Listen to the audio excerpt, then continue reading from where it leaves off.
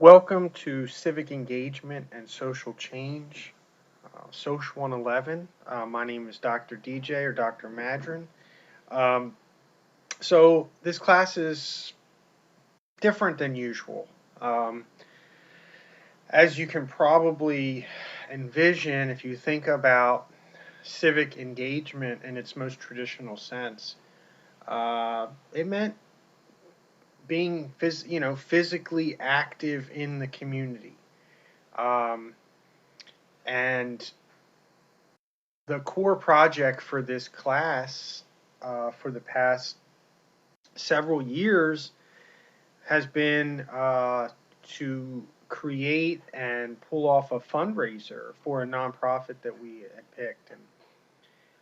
And COVID has thrown a wrench into things, and so last year we did have to move to, um, or what in 2020 we had to move to an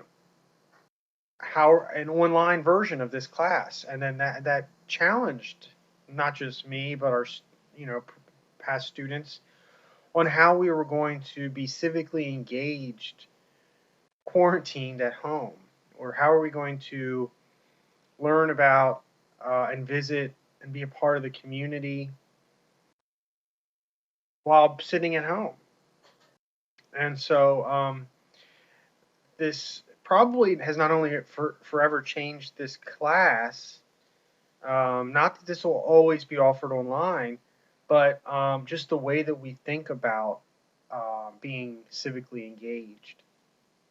Um, so I think I would imagine that most of you have probably taken me before. If not, let me just briefly introduce myself. I moved here in 2010 with my wife now, and um, moved out here for the job.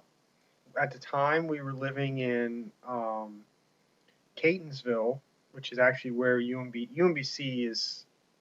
Um, Technically, it says it's in Baltimore, but it really is just right there in Catonsville.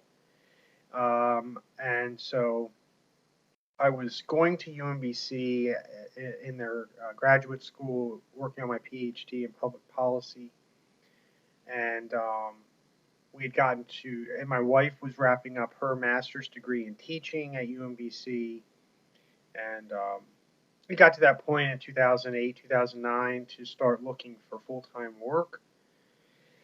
And so I applied to a bunch of jobs around the country, really, but really only serious about somewhat local jobs, within a few hours of here. It would have obviously been nice to stay in Maryland because my wife was certified to teach in Maryland.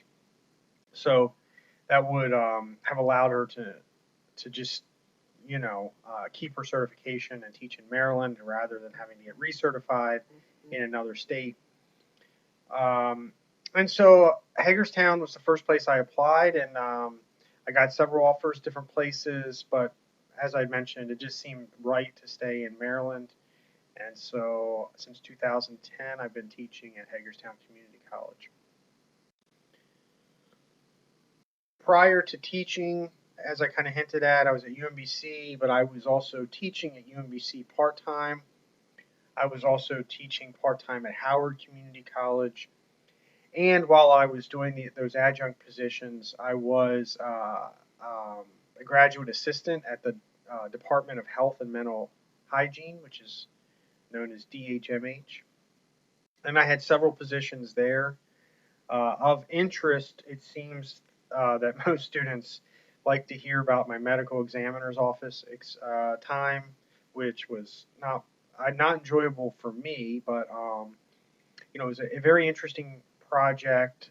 You can definitely see and understand the sociological nature of the work that we were doing there, which was we were looking and this is in Baltimore City. So what's unique about the medical examiner's office in Baltimore City is that all homicides, suicides, and undetermined deaths, which are typically drug overdoses, undetermined deaths are just the medical examiner is unable to make it that decision and determine whether or not this was a purposeful overdose, which might be ruled as a suicide if it was accidental. So they just use the label as undetermined. Now, all those types of deaths in the state of Maryland all come through the Baltimore City's office, medical examiner's office. And so my job, with a few other graduate assistants, was to go there and spend several days a week at the medical examiner's office.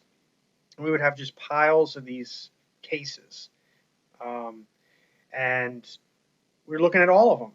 And each case is what you can think of, I guess, if it had, all the information about that person's death. It had the police report, it had the autopsy photos, it had the medical examiner's report, any other information that would be relevant. So if there was a suicide note, that would be there, or at least a copy of it. Toxicology report, all that stuff there. And our job was to record and enter data about each case. And so we had this form that we would fill out. And so if it was a homicide, you'd have different questions. And if it was a suicide, you'd enter information about who the person was, how old they were, what was their identified sex at birth, what was their race.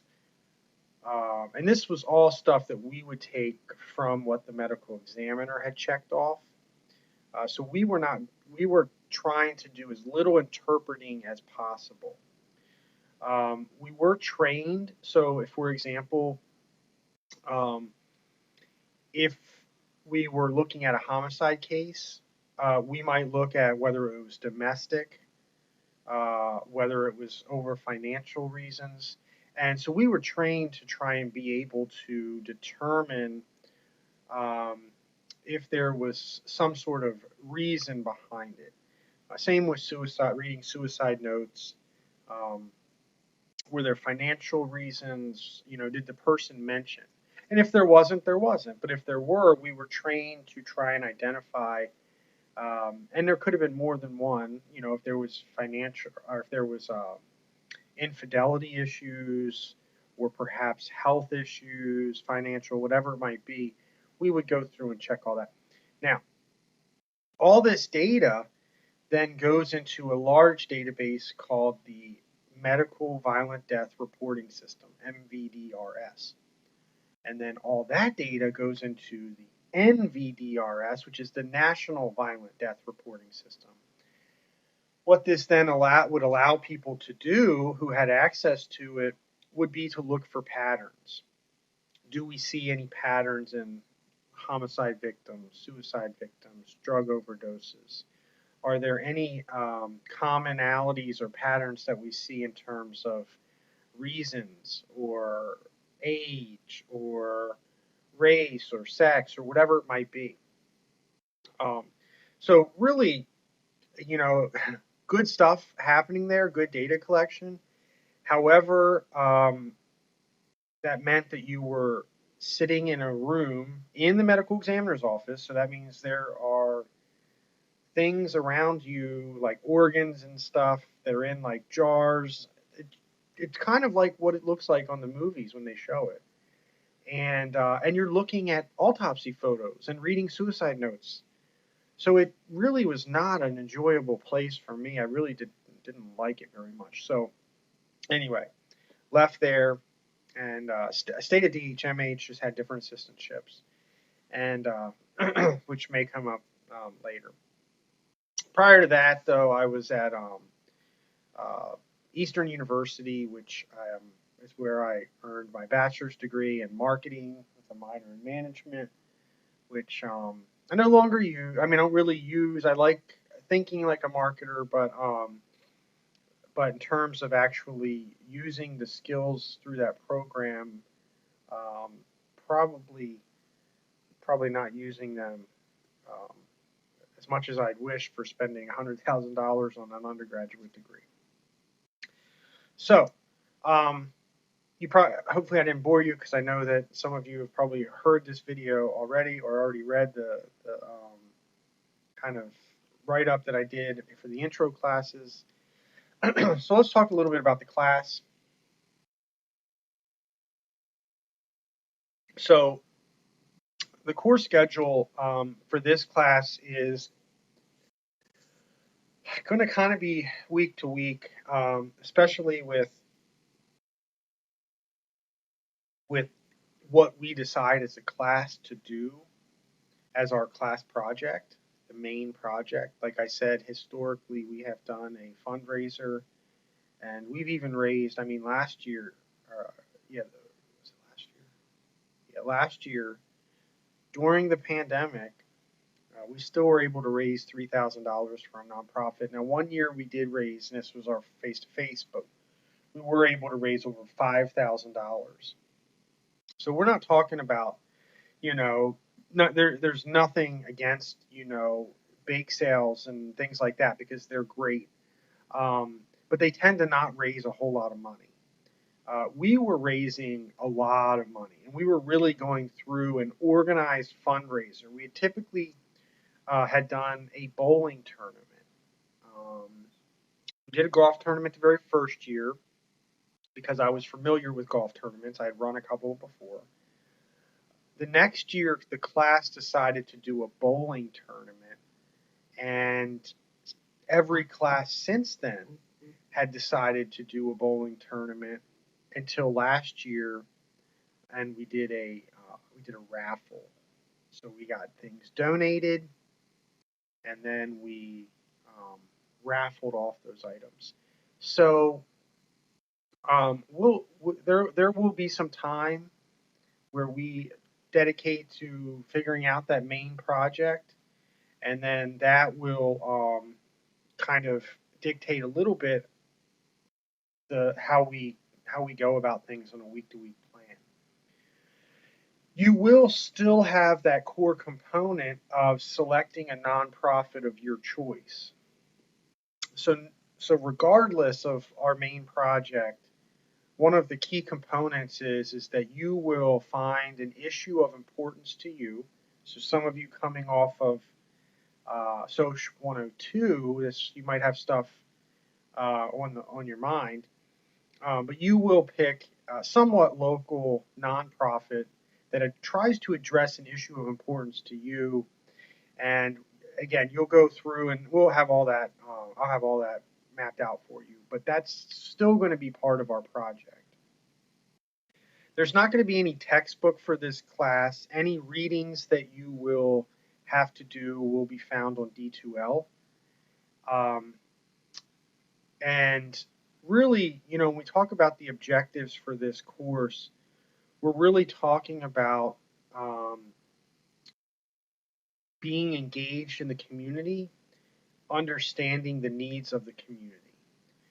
And part of our first week or two, we'll be really talking about what does it mean to be civically engaged. And then, to kind of expand on that is, what does it mean to be civically engaged when we are quarantined, or when we are at home, when we are taking measures to really not put ourselves at risk by going to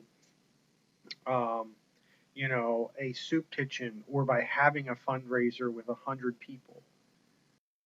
And lastly, I'll just say, when I think about the students who are taking SOC 111, I think about students who are serious about sociology, understand it, they realize the importance of sociology, and really are at that point where civic engagement has really kind of become important, where you kind of feel this need that it's our responsibility to be civically engaged. I really hope we have a great semester, and I hope that there will be times that we will be able to Zoom chat, whether it's as a class or individually. So welcome, and we will chat soon.